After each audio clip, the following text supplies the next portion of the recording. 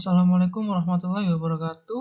Perkenalkan, nama saya Farel Fikri Novali akan mempresentasikan tentang bab yang keempat, yaitu penilaian resiko yang kedua. Dan berikut ini adalah materi-materi yang akan dibahas dalam bab ini. Yang pertama yaitu resiko audit, yang kedua materialitas, yang ketiga strategi audit, yang keempat pendekatan klien untuk mengukur kinerja, dan yang terakhir prosedur analitis.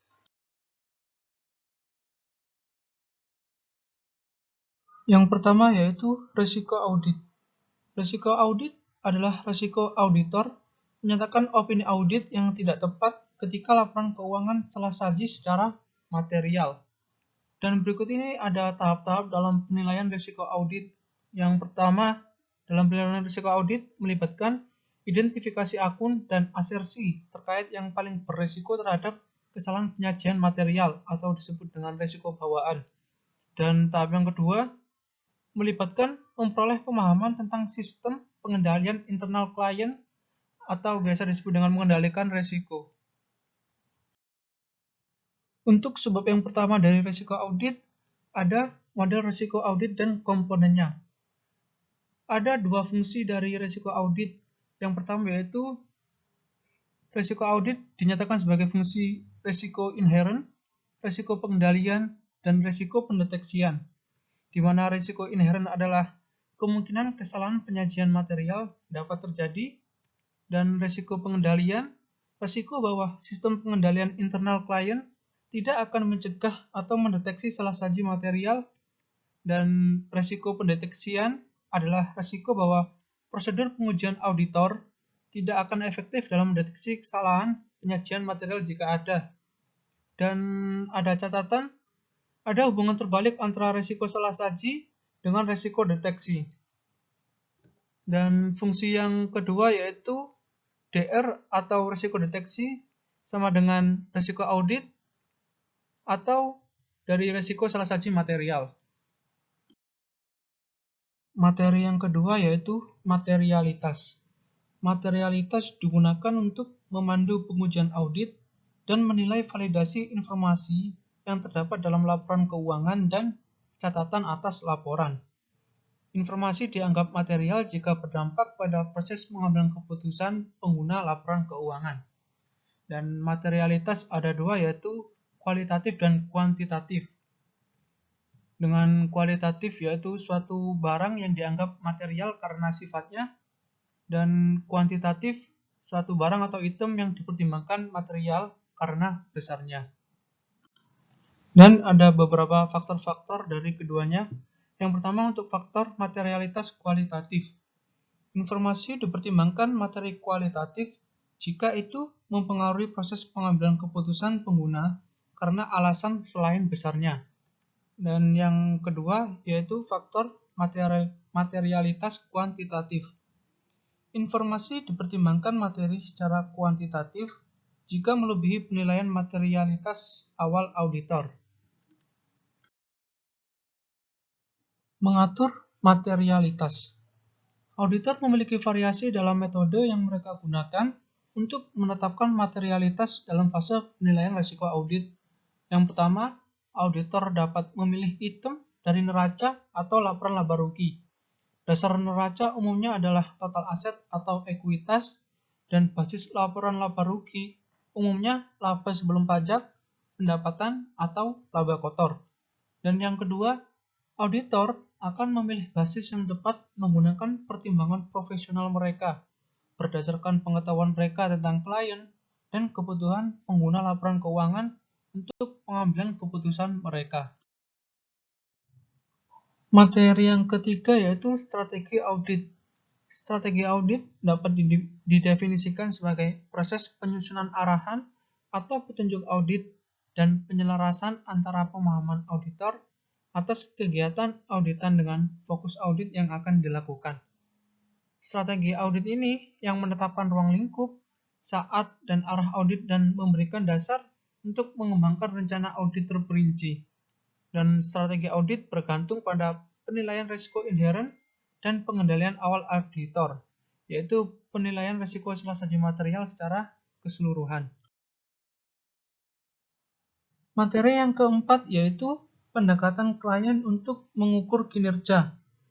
Dan ada indikator kinerja utama atau KPI digunakan oleh klien untuk memantau dan menilai kinerjanya sendiri dan kinerja staf seniornya, memberi auditor wawasan tentang akun yang menjadi fokus klien mereka saat menyusun laporan keuangannya, dan akun mana yang berpotensi berisiko salah saji material.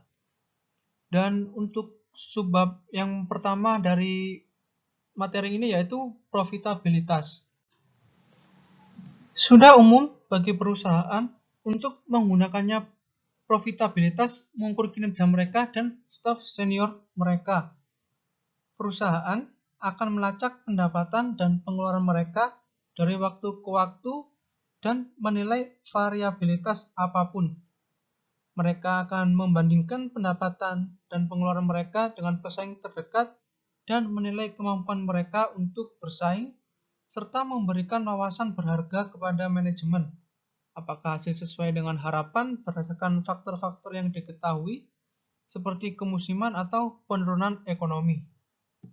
Dan untuk subbab yang kedua yaitu likuiditas.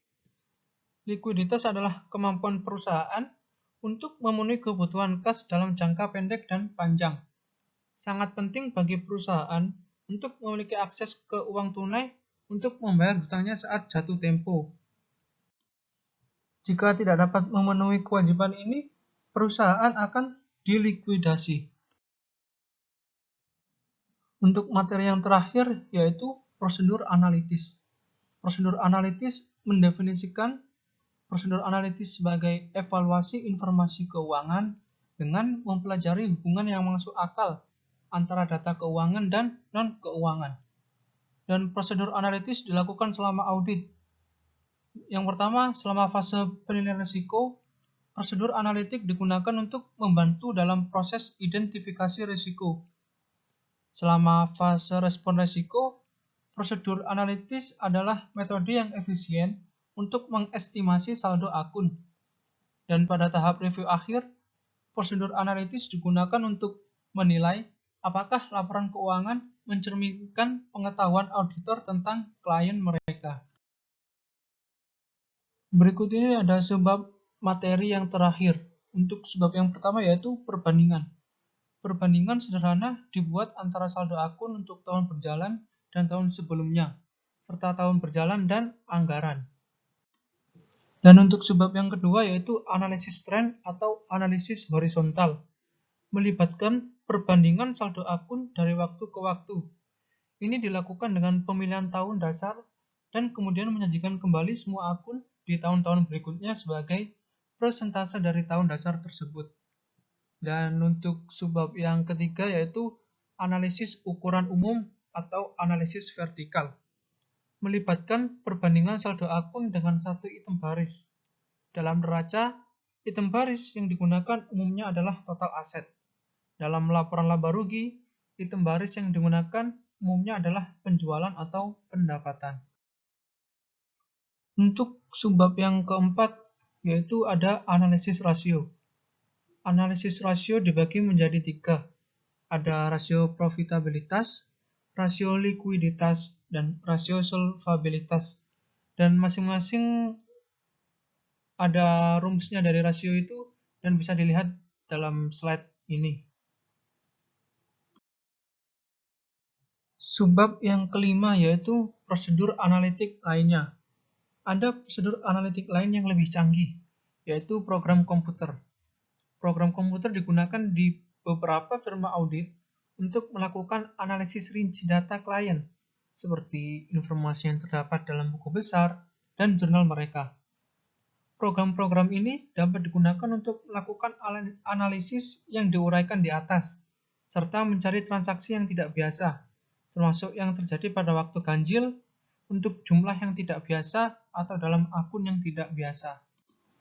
Program komputer dapat digunakan untuk melakukan analisis multidimensi, ringkasan entry jurnal, laporan validasi, laporan yang dihasilkan kriteria, analisis deret waktu, dan analisis regresi.